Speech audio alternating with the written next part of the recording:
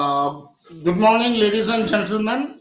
A warm welcome to the APAC Manufacturing Conclave.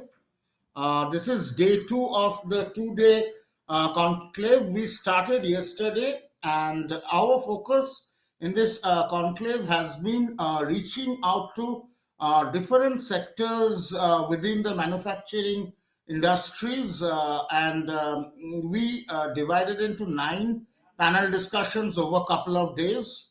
Some of the panels were based on the IT decision makers from specific verticals. So we had automobile, pharma, FMCG, energy utilities, oil and gas, steel, cement, logistics, these verticals. In addition, we had a couple of sessions. Yesterday was one on smart manufacturing. Today, this session, we would like to talk about how to break down the digital barriers and design a future workplace. And simultaneously, we are having a session on cybersecurity and blockchain. We are supported by a host of industry partners. I'd like to mention Guidance Tamil Nadu, Siemens, Crestron, Avaya, Click, Morphisec, Fortinet, and Choice Solutions who have supported us for this program. So let me introduce the panel for today's session. We have with us Ms. Sunita Shankar, IT consultant, GLG Technologies. Good morning, Sunita. Good morning. Next, we have with us Dhaval Pandya, corporate CIO of Piramal Enterprises. Good morning and welcome, Dhaval. Hi, very good morning to all of you. Then we have Sanjay Ghade. He's a group CIO of ISGC Heavy Engineering. Welcome, Sanjay. Thank you. Good morning to everyone. Good morning. We have with us Abhay Singh, Director of Brickred Systems. Good morning and welcome, Abhay. Abhay is yet to join in. I think he's joining in. We have with us Vikram Karthik, Head Digital Transformation of Mahindra Farm. Good morning and welcome, Vikram. We have with us Pradipto Patro, General Manager, RPG Group, KEC International. Good morning and welcome, Pradipto. Hi, good morning. Very good. And to moderate the discussion, we have industry veteran Yatin. Yatin is the Senior Vice President, Chief Business Processes and Technology Excellence Officer at Inam Asset Management. And he is a well-known and veteran CIO.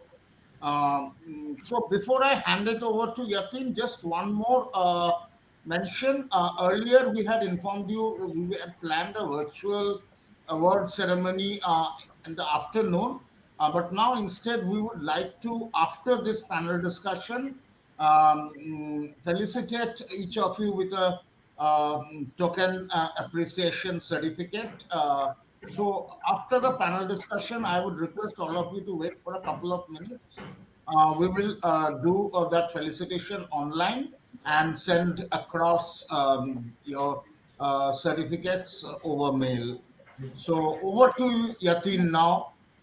The stage is all yours. Thank you, Rajneesh. Good morning. Good morning. Good morning. Good morning. Good morning. Sure. Good morning. Right, it's a cold winter as it is ending, but still the chill is there in the air. Right, today we are the entire two-day session, including today's session, is focusing on bringing down the digital barriers, future workspace, and trust in manufacturing. Plus, it also focuses on various industry-specific issues, security, right, fintech, and all those things. In this session, we are focusing on digital barriers and designing the future workspace. And there will be certain questions which I will ask and request each one of you. You can say pass if you are not comfortable to answer that question. But these questions are primarily the crux of this session. So I start with ladies first. So Sunita, and my first question to you is: before I enter into the question, right? I would request you, because this is a recorded session, I would request you to introduce yourself in 2 3 lines and then answer the question. Yeah, that applies to each one of you. So my first question, Smita, to you is, how are CIO looking to overcome the digital barrier and design the manufacturing workspace of tomorrow? And I would request you to also give 3 4 examples of the new workspace of tomorrow. Over to you, Sunita. And this question will be requested to each one of you. Of course, you have an option to say pass. Basically, for the digital transformation, there are many barriers which are coming for the management. That first is the legacy systems, and they are not ready to come to the new culture. There is a resistance to change. There is everything they take it like that change is not that easy, and then they don't want to leave the practices which they are already following at present. So for that, the survey was there, and organizational culture has to be changed to come to the digital transformation. There are many barriers for this which the management is facing right now, but the global CEOs are working on this, and they are unable, they are unable to experiment it quickly. Their changes are so fast that it is becoming so difficult for them to adopt it so fast. So, and then we are also, the survey has seen that there are outdated skills in the company right now. They don't have the right skill to work on the latest developments. So for this, it is recommended, and CIO is also working for this, that it is recommended that it should be outsourced to the software consultants, or we should work through the consultants so that they will be able to bring the new culture in the company. Then the right infrastructure is not there. The infrastructure also has to be, should be aligned with the latest developments. And instead of running fast in the digital transformation, it is recommended that we should do the market research first, and then only we should proceed further, instead of having it at the right last minute we see that it is not aligned to our business goals. So there is no alignment between the IT skills and the business goals. So that also the challenge today, it is facing. Then the management is concerned about the security concerns also. They think that if we will adopt new technology, whether there will be a security or not, then it is difficult for them to adopt a new technology so fast. Then they are unable to work across silos. Basically, it should be centralized at one place. It should be designed in such a way that the data should be at one place, and they'll be able to take the benefits of the data instead of working at silos. So there is a limited change management capabilities also. These are the changes which today management is facing. And at the last, of course, the budget constraint is also there. So that is why it is very difficult for a management to adopt a new digital transformation, and these are the barriers which is coming on the way, and the management is working on this to overcome these barriers. Okay, thank you, Smita. Right, the question, first part is answered. That what are the challenges? So she talked about multiple challenges. So 5 6 to name. Right. I would request the other panel to give me how have you overcome the challenges, because the viewers would be interested to know what we have done to overcome those challenges, and give 3 4 examples to make the discussion more interesting.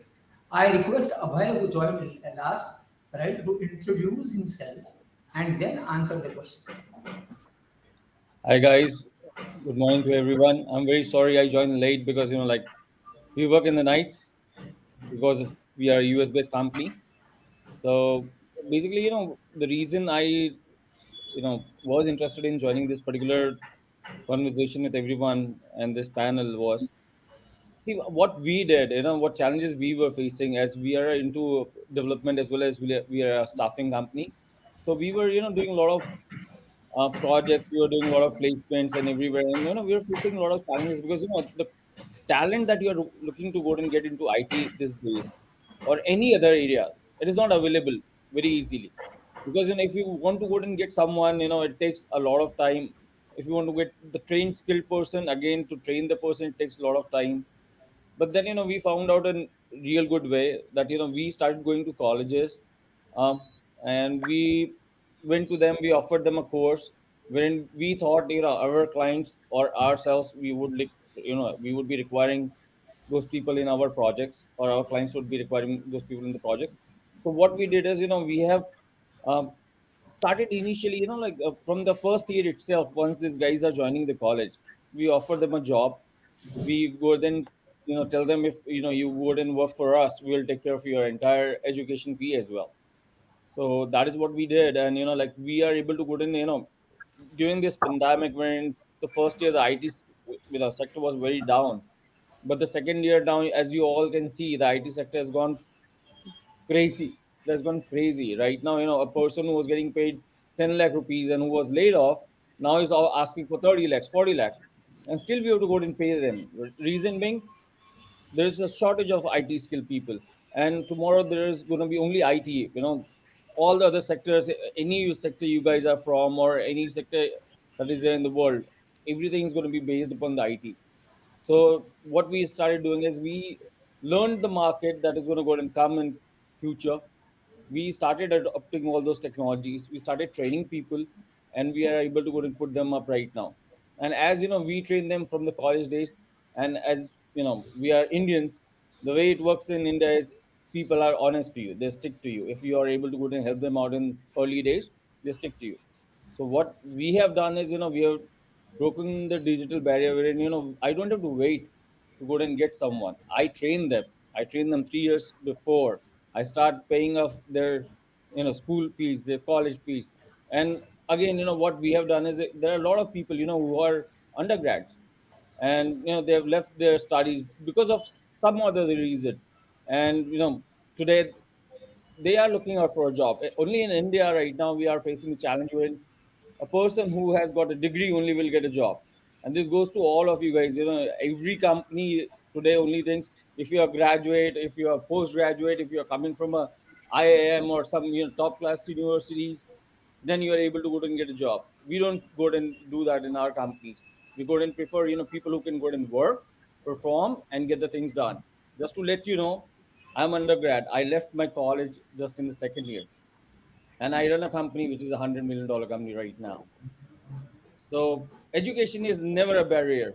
Digital thing, nothing is a barrier in the life. It is just that you have to go and take up the challenge, go and run it, and that's it. So that's all I would like to go and say. Very interesting, Abhay. Right, so you adopted early learning and engaged with people from pre-college days, which is fantastic. Right, I would request Pradipta to give his inputs on the same question. Please highlight on what you did to overcome the barriers. See, Also if you introduce talk, yourself.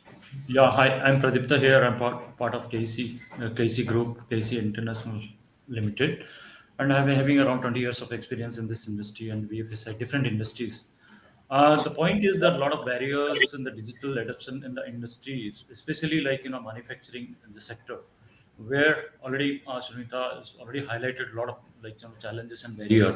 So there are overcomes in the cybersecurity and infrastructure. I'll be pick it up those challenges. See, today cybersecurity is everywhere. Like whether it is of the BFSI industry or manufacturing across the industry and the healthcare industry, everywhere the cybersecurity is a key parameter or key a domain where we need to focus. Whether it is like CNC, or it is might be certain industries, wherever it is, might be there at a larger manufacturing industry, or might be the smaller business group. Whatever it is, point is how we can mitigate those. We have a lot of like technology solutions we have. That is what is first is your network segregation. That is a micro segmentation. We can do that to overcoming like the cyber security on the network perspective. Then we have identity and access management. We have to see that what are the identity who are the people, or who are the authorized people to be accessing to those machineries. Okay, either CNC or might be PLCs or might be your sensors, controllers, uh, all those, like, we have to see that what are people we can give that identity and access management, the way we do for, like, for the emails or multi-factor authentication for certain purpose for application access.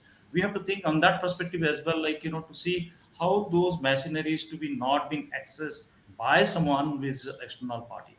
If it is external, definitely we should have certain source and destinations, like, policies in place, and also ensure that this industrial equipments are no longer is like, the isolation in the island, different island. It is a part of our complete our data, because we exchange a lot of data. If you talk about industry 4, we have four key parameter, or, like, the way it is going, the digital transformations are happening. That is that outcome based, the way, like, the productivity, we have quality, flexibility, and speed of deployment. All those are the key parameters we have, where we are looking for the business cases for it. Definitely the digital transformation is the way forward, and it will be giving you a lot of things, like, the productivity side of it, quality side of it, flexibility, and the speed of execution and delivering the product and goods or services to the end user or customers. So the cyber security is the key, where we have to lot of, like, whether it is a web access, whether it is a network access, whether the user access, you have to protect those. Along on that basis, we have to think about the data. The machineries generates huge amounts data, like, so we need to do the data, like, churning those, and we can get out of the data some meaningful information, so that the predictively we can, like, maintain those system. Talk about like, plant information management system, or might be, like, we can manage control those remotely. Those systems are managed remotely, so those system is always connected to the internet or connected to network all the way. And the data is always the machineries which generates the data, the sensor which generates the data, we can manage and control remotely. And also managing those data into the data lake, so that we can have the right input on those data, so that we can have the meaningful output or outcome, and to maintain those productivity at the workplace. And same time, during the pandemic, you might have seen that most of the controllers and the machineries we can control remotely. It is not mandatory to everybody to be there on the site, the way the traditional approach. Of course, that is today that demand is, like, more to remotely we have to manage those machineries, or the robotics or automation parts. So those are the things to be implemented. If there is nothing, like, we can, the legacy is still there, but that is where we have to start our journey, as a short term or the long term. It's the business strategy or the business plan, and how much you can invest, looking into the business outcome of it. So the long term and the short term, you have to plan accordingly, and we have to adopt that industry dot four dot o, like, very fast, to make those legacy things to be out, and making more productivity, and making things more vigilant, and more, like, cost of ownerships, and also the product will be more of easy to reach the market. So of course I agree with Away as well, that the skill is the challenges everywhere, but of course we can train. The approach is that training, and also keep on training, and keep on succession planning is ready on that. Because we cannot bang on, like, only the people who has that one the single point of, like, knowledge is based on those knowledges. We can build up our succession planning. You can keep on training the people, like, on that directions. What are the new technologies coming up, you can have that very good, like, stage where people can experiment it, and can have those thing in, like, those practical things is in place, so that they can deploy on the practical and level to take this out. I think this is to how we can overcome. And infrastructure is a key element, where we have to upgrade everything. Though the way today, like, most of the machinery is there in your operating system in Windows 7. They can't change it to the different level, but this is already end of life of those OS. But still, like, the machinery has to change, because that they don't support that Windows 7.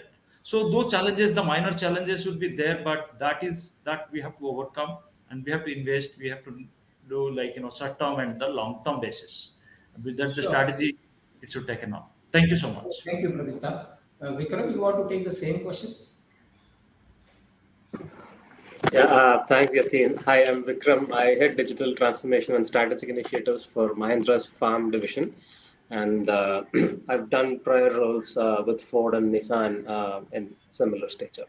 So I'm going to give you a barrier and a solution in terms of some of my past experiences.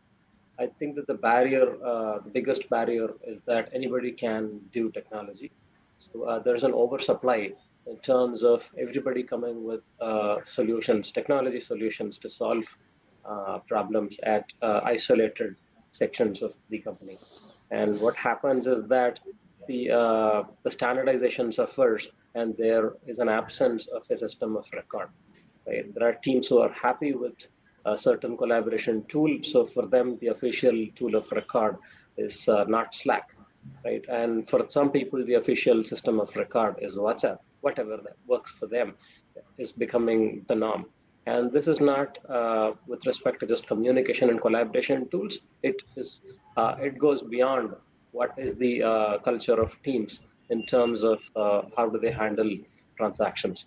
It improves it spoils the spirit of auditability. It gives us too many questions in every process, right? And the solution to this is software craftsmanship, where the digital organization's responsibility is to drive one tech stack for each of these processes.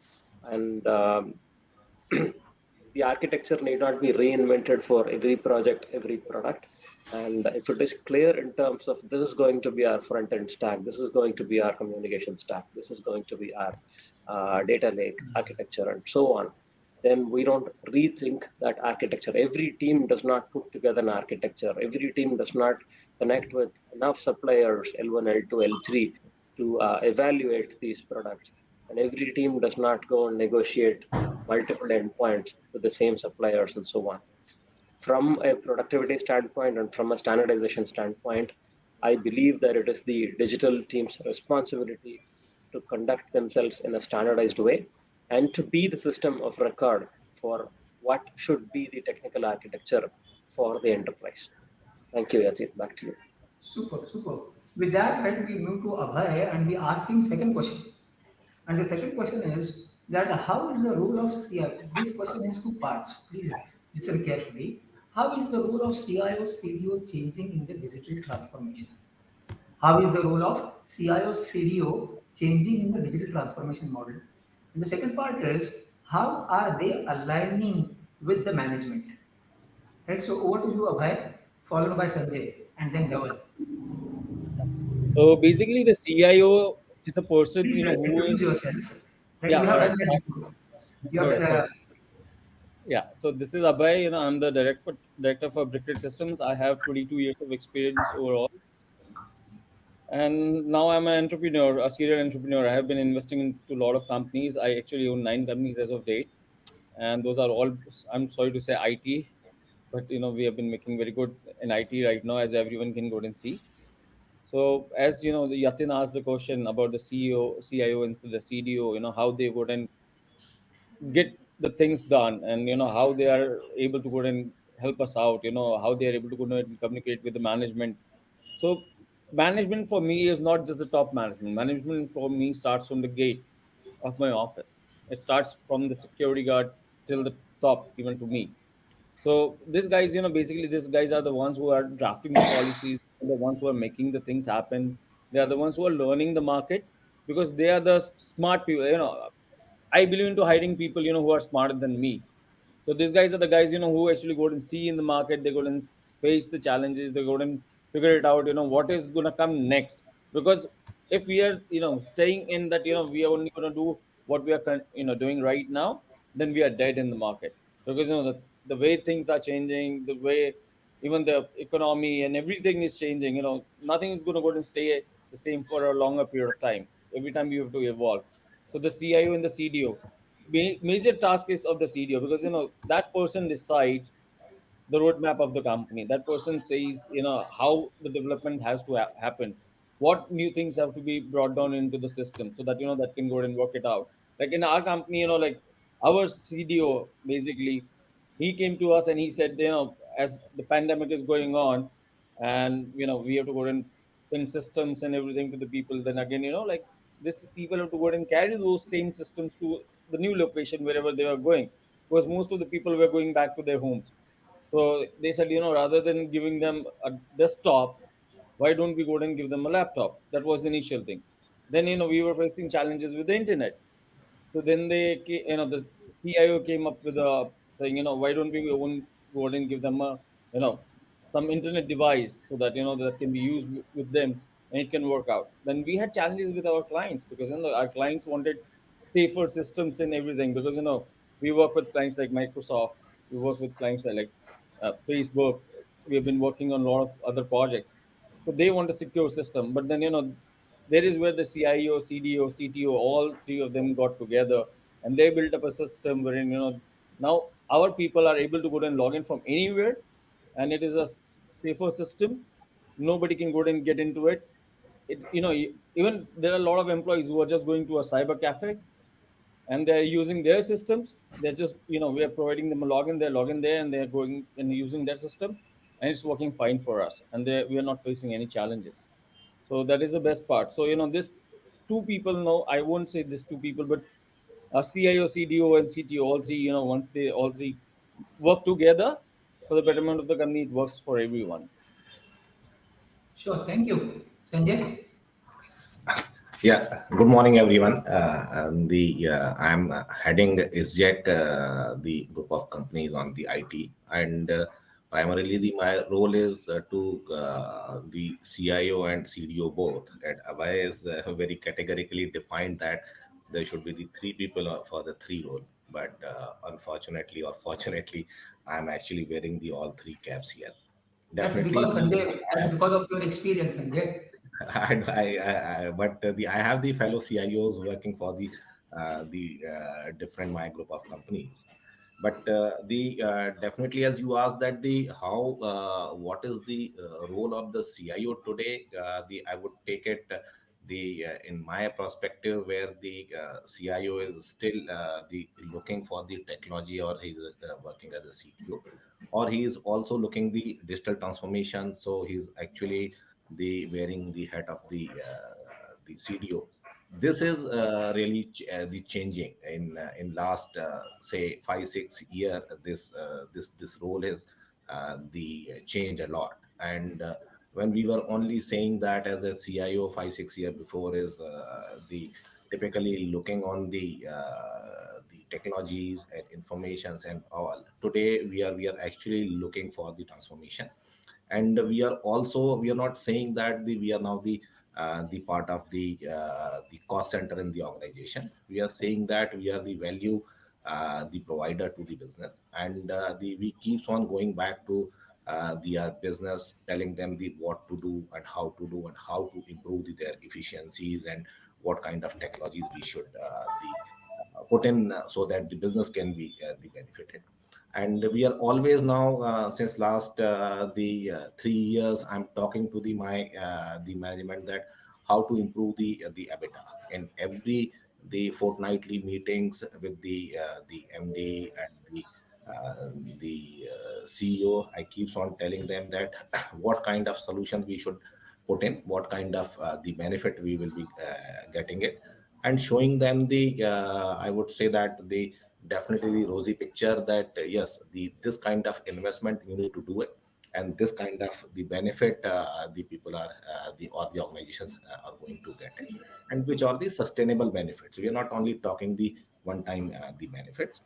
So the role is definitely changed, and we are more the talking as a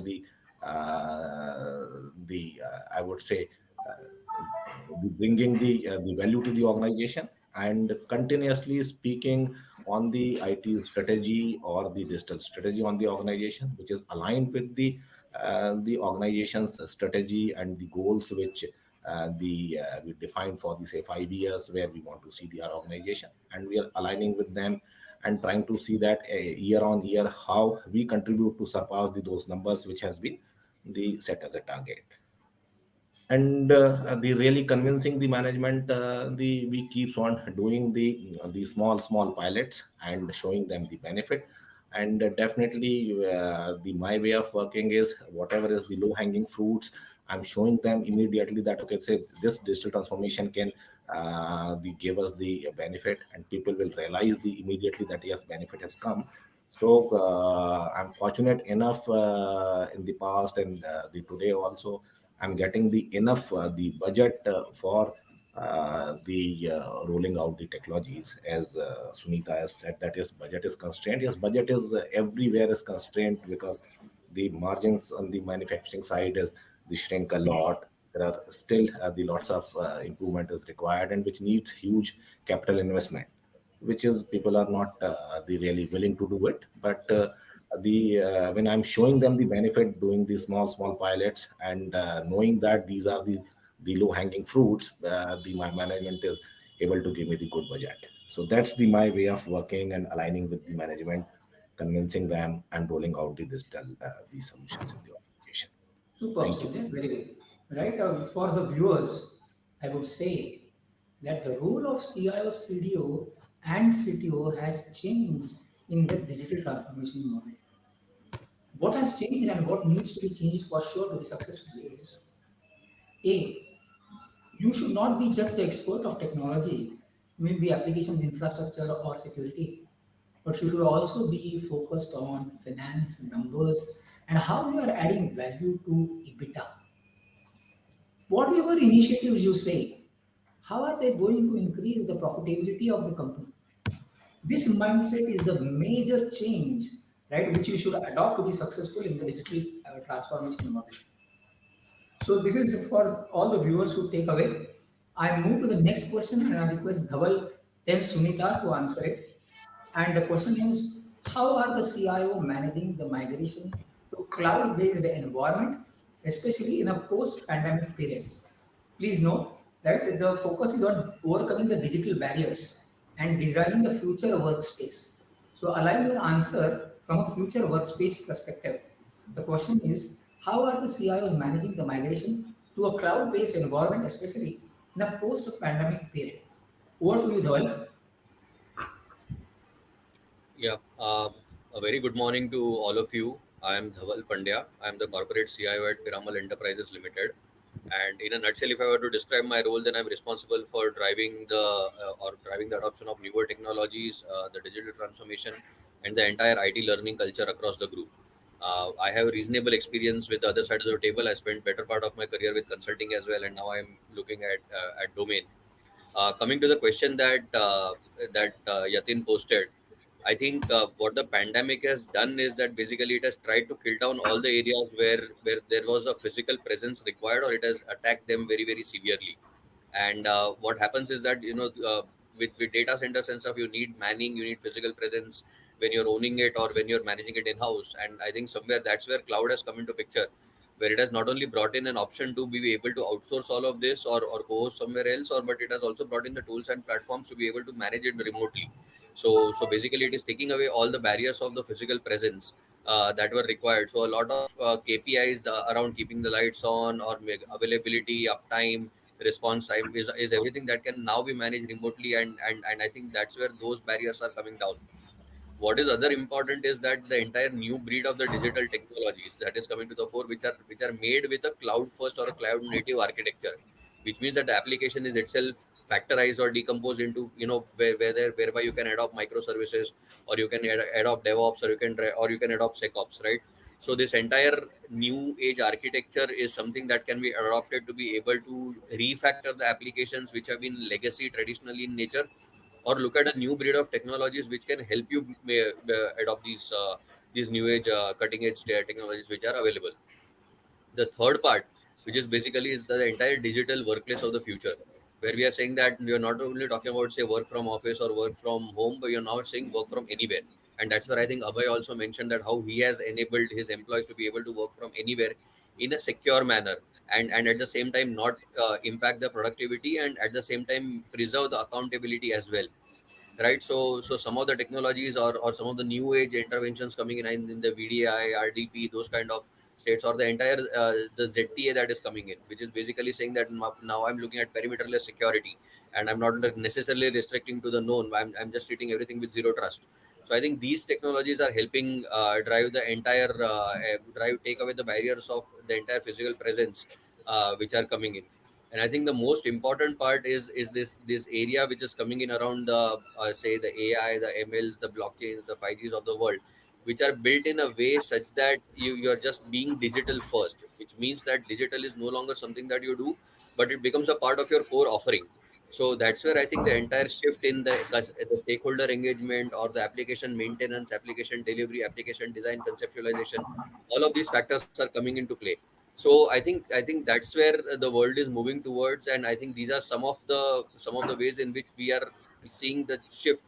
And one of the biggest factors which is driving this is that digital is now at every doorstep. So it's no longer about IT driving it in departments. People are very much open to listen to digital conversations, and like Sanjay also said, it's no longer about a cost center or a budget discussion. It is more about the value or the benefit discussion that is going on. So that's my point of view on this, Yatin.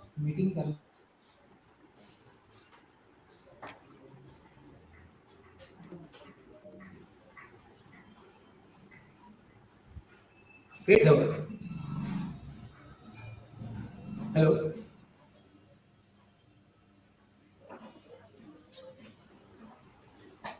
You're audible, Yatin. Yeah. Sunita, can you add your valuable inputs? Yeah. Uh, what Mr. Dhawal has said, I agree to that, in this pandemic period, the data centers where the presence was required, it is difficult to manage those applications and the infrastructure. And moreover, when we have to go for the latest developments and latest technology, then the cloud comes in between. But still, we have not gone so much on that, because for our front office applications, we have still not gone on the cloud because of the security concerns. The management was very much concerned about that, whether it will be secured or not, and the security of our data. So for the ad hoc applications, we have gone on the cloud environment, and it is the call of the day. Ultimately, everybody has to go on the cloud, because their digital transformation is changing so fast that it is very difficult to adopt the technology in house, uh, to change the infrastructure every now and then, and to align the applications as per the infrastructure. So cloud environment is coming in the way, but this, like agile and DevOps, are is also coming. So to adopt these technologies, we'll have to go on the cloud environment, but we haven't started as yet so much of the cloud environment. Fair, fair enough. Right. I'm moving to the last question. Right. The question is, how would a manufacturing workplace manage multiple cloud environment in the future, would and how the future would look like, how the future will look like. Sorry for that. Yeah. So I would request Sanjay to take this question. Thank you, Yatin, for the asking this question. The in my view, as Sunita has also said that they have not moved much of the applications on the cloud. The I'm also in the same the view, because the if I look at the Indian manufacturing organization, I'm specifically talking today on the Indian manufacturing organizations. We have the lots of constraint on the Indian manufacturing organizations. And on the cloud, if you remember that we started discussing cloud in 2002, 2003, and saying that all those reports that by 2007, 2008, probably the 90% the workload will shift to the cloud. But there are different reasons in India, because we don't really the retire their asset till the time probably it really become junk, and we have a art of making the best out of the waste. So we keeps on modifying the our old the equipments, machines, and the still using them. And typically on the manufacturing side, Abhay may be the different this thing running the 9 companies on IT side may be able to change the technologies, because he doesn't have the capital intensive the assets available. He has the assets as the human being only. So in manufacturing, typically in my view, another 5 6 year, the people will not be going to really with move to the cloud. I mean to say that not the critical load. people will not move to the critical load to the cloud. They will be moving the some of the peripheral load where the things are not really very the important to them. They will move those kind of application on the cloud, and that kind of the adoption will be there. And before really actually all the manufacturing organizations will move to the cloud, they would try to probably invest into the co-located kind of a solutions. They will not go to the cloud. They will still have those kind of psyche that yes, put the load into the some data center where they are getting the some kind of the perimeter security, and availability is available more than 99.5% or something. But they would like to have their own the loads or the servers available, and other the equipments available on the security side or the infrastructure side, where they have the control on doing the scale. So I don't see another 5 6 year manufacturing organizations are really looking to put some of their critical load into the actual cloud. That's the my the estimates. The I would like to hear from the other people also how they think, but I don't see that is happening very Yeah, soon. it's not about right or wrong. We are all diverse.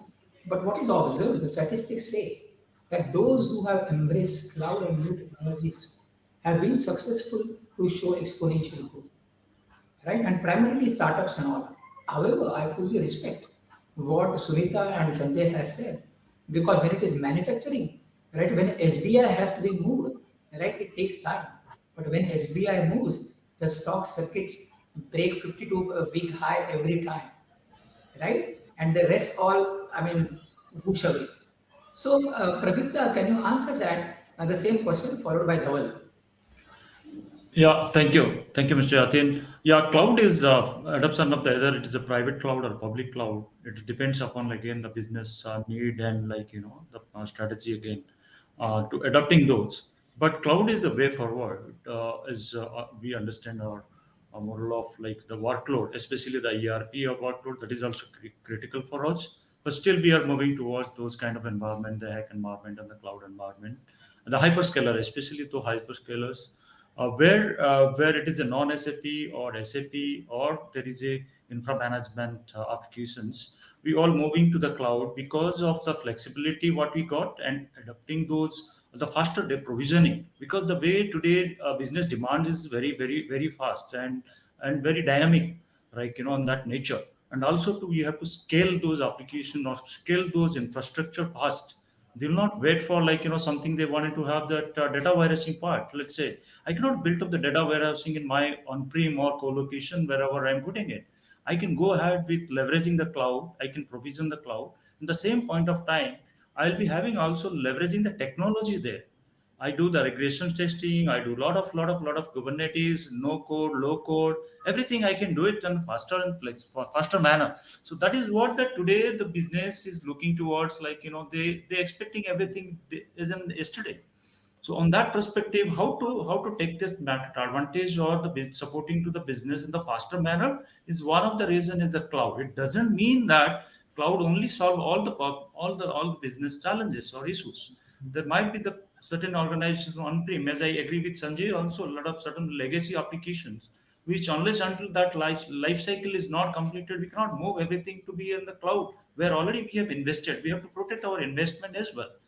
But looking to the cloud is the way forward, and either it is industrial cloud or it is a workload or control map panel, it will be giving you better outcome in the near future, and also like more of the critical cloud, critical workload or applications.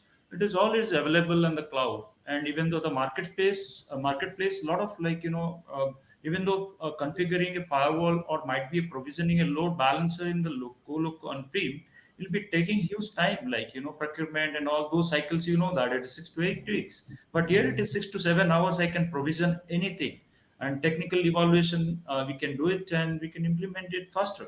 So that is what we can see the speed of provisioning the load workload, what is the business requirement, that the way dynamics is happening, like more of the scalability, whether you need on in the month end or might be some quarter end or year end, whatever, like, wherever you need to do some R&D testing, or might be you doing certain smart engineering, or you can say the world class engineering per se. If you want to do something AR VR testings, or you create a digital twin kind of, like, simulation, the way it is we are looking towards, like, today or tomorrow, the industry 4.0 is leading towards automations. We can do everything on there. And also, most important point is the data, the humongous data, especially for manufacturing industry, the sensor are giving to us, where we have to do the churning on those data. We should have the larger database or the storage, that we have to build up upscale and downscale wherever you need in the cloud. I'm not talking in the specific cloud, you can go for any hyperscaler. Those functionalities are already there in the place. Just you leverage that for the time being and get out of that whenever your job is done, or the strategy is done, or your planning is done, or your project is achieved, or your outcomes are achieved. So we should leverage our cloud, and it's the faster adoptions in the manufacturing industry. And as we as an organization, we are also adopting the cloud very heavily with our critical loads, including ERPs. And also we do a lot of, like, the POCs about AR, VR, world class engineering perspectives, and a lot of, like, simulations we can do on those, and data warehousing, data lakes part of it. We do all those commendations, like, doing all user testings and designing all those things in the cloud itself, so that I'm not committed to the hardware and software, whatever pay per use, and leverage Thank you, that. Pavitra. Thank you, Thank you. Pavitra. Naval? Yeah, so to answer a primary question, Yatin, what is the future going to be? It is clearly it is going to be a hybrid cloud model, right? You would have, because by default or by design, you are going to end up there. You will have the core applications, you will have the operational systems, and you will have the SaaS models that you are adopting. So by design or default, you will end up the hybrid way. But the way the migration is being managed, and the way at least I look at it, is that I try to apply a framework which is a simple 2 by 2 matrix. I look at applications on, say, what is the nature of the application, and vis-a-vis what is the kind of resourcing it is asking for. So when I say nature of applications, I try to classify it into one of the three, whether it is basically a next generation or a new technology or a new system that is coming, or is it a system of records, or is it an operational system. Largely look at these three. And when you relate to manufacturing, I think it is sufficient to these three brackets will try to help you to put the system in one of the three brackets. On the resources side, try to look at, whether it needs consistent or predictable resourcing, and at the same time, does it need certain erratic resourcing, or certain erratic capabilities, like the GPUs of the world, or the digital twins which Pradipta was talking about. And so all the applications which tend to fall towards the top left type of quadrant are the ones that should be cloud first, according to me. So for example, if you're trying to do POCs, or you're trying to adopt new technologies, you're trying to do AI, ML, you're trying to do RPAs, these can be cloud first right from the day one. You need not worry about them. The OLTPs are the ones which you may need to evaluate basis the kind nature of the system, whether it is, say, an SAP, which is basically a core transaction processing system, or whether it is a PLM solution, whether it's an R&D enablement solution, and say, for example, does it need more GPU capabilities, more computing capabilities. So those kind of ones are the which you can plan to move to cloud in the near future. And the last is the operational stack, which I think is the most difficult when it comes to moving to cloud, purely because of there is a lot of physicality to it. There is a lot of wiring that is already done, and overhauling it, or modifying it to be able to make it cloud adaptive is something that is not impossible, but it will take its time. And I think it is fair that it takes time, because more often than not, it tends to be on a different kind of a network, a different kind of capability. The protocols being followed are very different. You're talking about, say, for example, a ring fence, you're talking about Profinet, you're talking about OPCs and things. So to be able to provide those capabilities in a non-disruptive manner on cloud is something that needs to be thought through and moved to. So that is how I'm seeing things moving, and that is how I'm seeing the cloud adoption also happening. A lot of consideration comes to security. And I was just reading a survey that people think that, and it is surprising that there is still a thought that, data on cloud is not secure, whereas the actual truth is that it is actually more secure than the way it would be on premise, because what you're doing with going to cloud, and with some of the hyperscalers coming in, they are investing in technologies which are built which have security as a part of the design. So the platform itself is having security as a part of a design. All you need to do is define a security posture, and then see whether the provider is complying to it or not.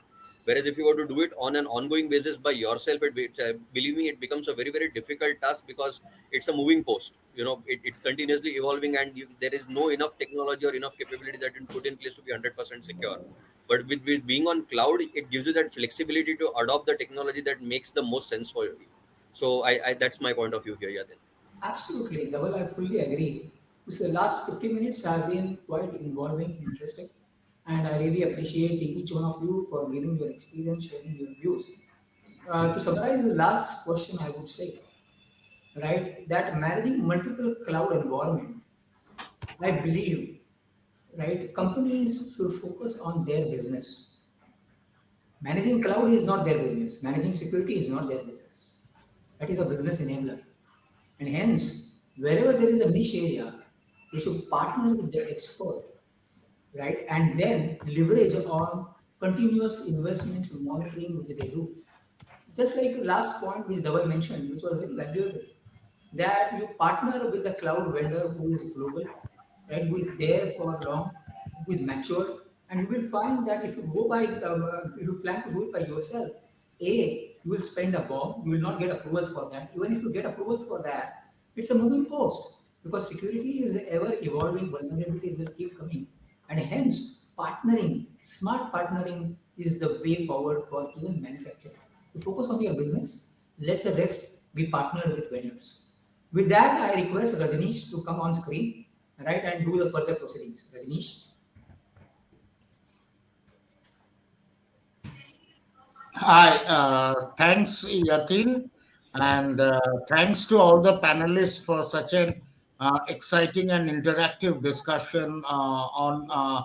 We got some indication or direction towards what the workplace would look like in the future, and probably the pandemic has accelerated that migration towards that multiple cloud kind of environment. So now, I would like to, before we close, I would like to send, like to have hand over a token bit of appreciation and a certificate to each of the panelists. Will subsequently be mailing you these. So I'll be just mentioning each of you by name about the certificate. So can we have for Sunita Shankar?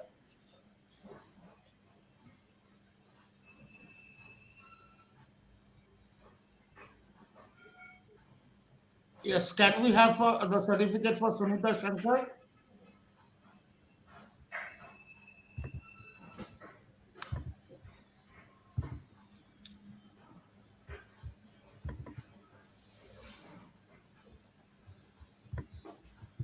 Uh, can we have the certificate here for Sunita Shankar?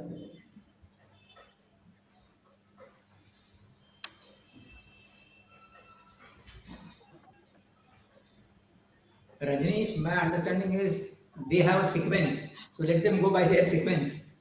Otherwise, they will Okay. be scuffling in between. No, I'm following that sequence only. Sure.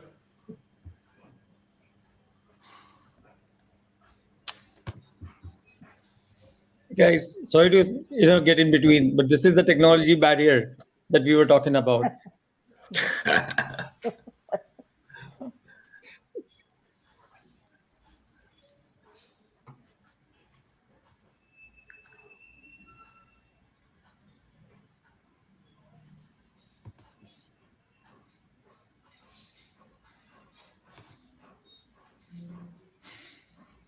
Just give us one sec. Take your We are time. just. Take your time.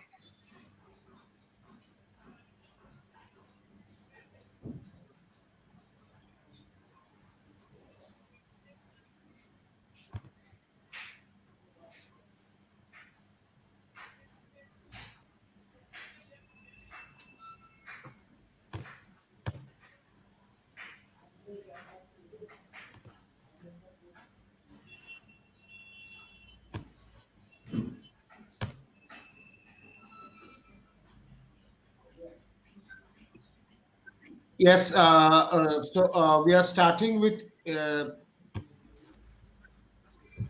Yatin. Token of appreciation for Yatin.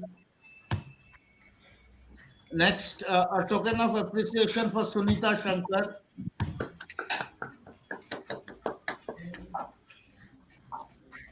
Next, we have Dhaval Pandya. Thank you, Dhaval. Uh, for Sanjay Ghade, thank you, Sanjay. Thank you, thank you, thank you. Thank you. For Abhay Singh, thank you, Abhay. Thank you. For Vikram Karthik, thank you, Vikram. Uh, for Pradipta Pach, thank you, Pradipta. Thank you. Thank you. So, thanks to all the panelists again for such an interactive discussion, and the APAC team will get you in touch with you for your home address. We'll be sending a little bit of token into your home address, so the team will get in touch with you. Thank you, and have a Thank good you. day. Thank you, Thank Rajneesh. Thank you, thank everyone. you. Thank you, Rajneesh. Thank you. Thank you all, Welcome. team. Thank you. Thank you all. Thank you. Thank you. Thank you all.